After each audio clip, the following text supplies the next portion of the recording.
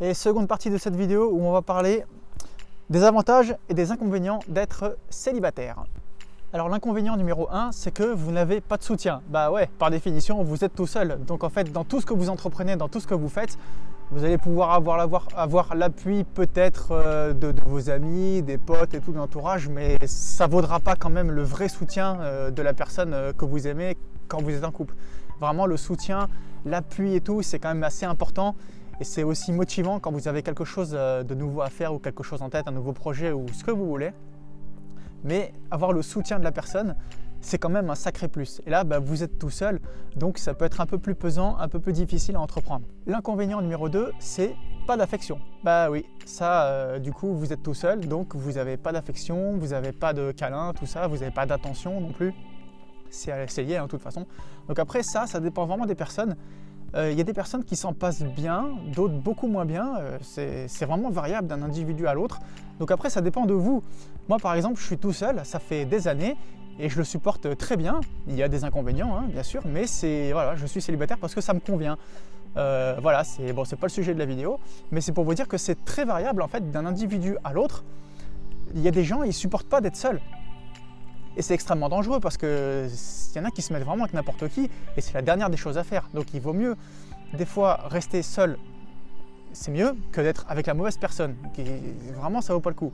Donc pas d'affection, ça peut être un peu frustrant. C'est un des inconvénients à mon sens. Ouais. Inconvénient numéro 3, c'est que vous ne partagez rien, vous faites tout seul. Vous ne le partagez pas avec quelqu'un, vous êtes vraiment seul avec vous-même en fait. Vous ne faites rien à deux, vous faites tout seul, vous construisez rien. Ça après, c'est peut-être votre choix, hein, ça dépend d'une personne à l'autre, mais c'est vrai que le partage, ça reste quand même quelque chose d'important et ça peut être, disons, vécu différemment quand vous faites quelque chose mais que vous ne le partagez pas avec quelqu'un. Il peut y avoir une sensation de manque un petit peu si vous voulez. Donc c'est quand même un sacré inconvénient de ne pas partager ce que vous faites avec quelqu'un. Ça peut être, ouais, c'est un inconvénient à mon sens aussi. Alors l'avantage numéro 1 quand vous êtes célibataire, c'est la liberté. Effectivement, vous n'avez aucun compte à rendre, il n'y a personne qui vous attend, personne avec qui vous allez devoir vous expliquer. Vous avez vraiment une extrême liberté géographique et temporelle, puisque vous allez où vous voulez, quand vous voulez. Voilà, donc ça peut être pas mal en transition. Par exemple, si vous avez une perte de confiance en vous et que vous voulez vous recentrer sur vous-même, ça peut être une excellente période justement pour vous regonfler, pour apprendre et tout ça, de manière à être en de meilleures conditions quand vous allez vouloir vous remettre avec quelqu'un. Ce sera toujours un plus, parce que comment je pourrais dire ça?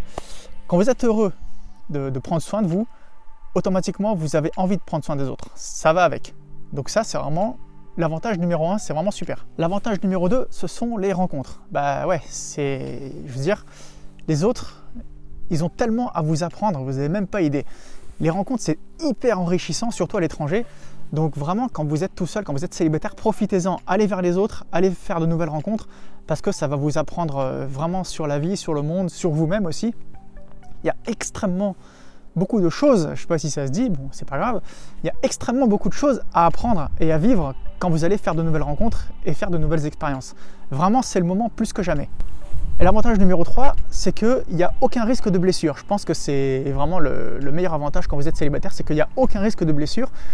Vous ne risquez pas de vous faire briser le cœur en 1000 morceaux, on va dire. Parce que vous êtes tout seul et par définition, il n'y a personne qui va vous lâcher, vous tromper ou quoi que ce soit. Alors ça peut être extrêmement dangereux pour ceux qui le vivent mal, parce qu'ils vont tendance à vouloir se mettre avec la mauvaise personne.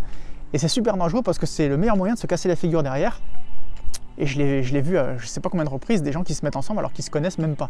Et c'est extrêmement suicidaire de donner son cœur à un ou une inconnue. Je veux dire, c'est complètement fou. Je veux dire, c'est complètement désespéré d'en arriver là. Bon, bref, c'est pas le sujet de la vidéo. Donc, vraiment, il n'y a aucun risque de blessure. Et allez pas vous mettre avec la mauvaise personne ou vous finirez comme lui. Ça serait dommage.